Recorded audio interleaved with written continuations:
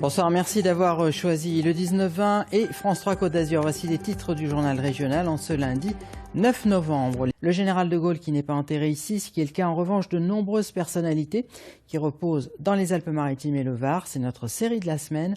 On commence aujourd'hui avec Jean Marais, Aline Mettet et Denis Pardano.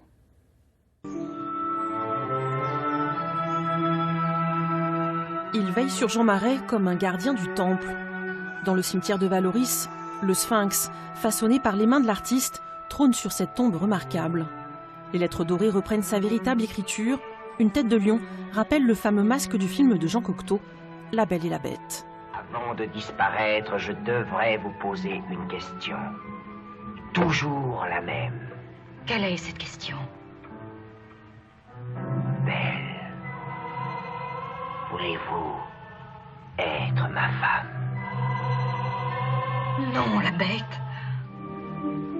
Un masque de bête qui cache un physique d'Apollon.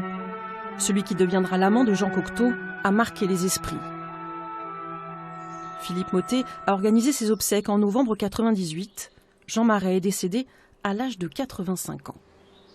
C'est un monstre sacré, mais qui est d'une simplicité, d'une gentillesse vraiment exceptionnelle. Vous en parlez toujours au présent?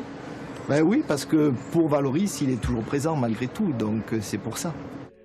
Un monstre sacré enterré dans son village d'adoption. Le tout Paris se presse aux funérailles. Les habitants aussi tiennent à lui rendre hommage. Ça vous a fait plaisir qu'il décide d'être enterré à Valoris? Oui, oui, beaucoup. Parce qu'il fait partie de notre famille, de notre grande famille.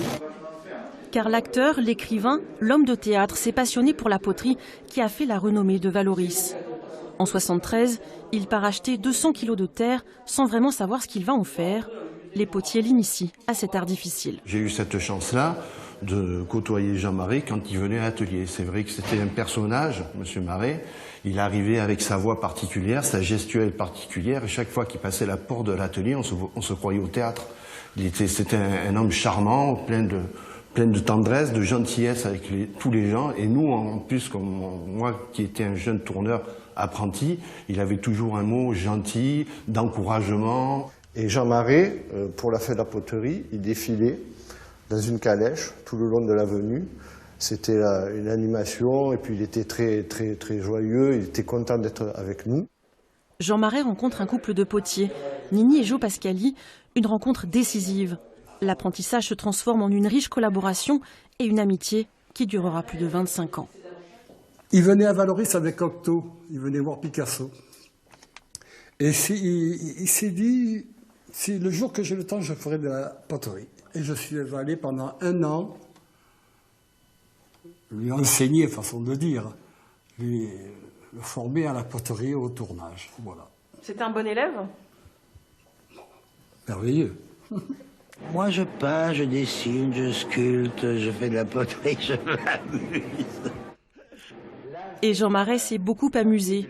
Il a réalisé des centaines d'œuvres, de lithographies, de dessins, de poteries, qui attendent maintenant un nouveau lieu d'exposition pour renaître dans la lumière.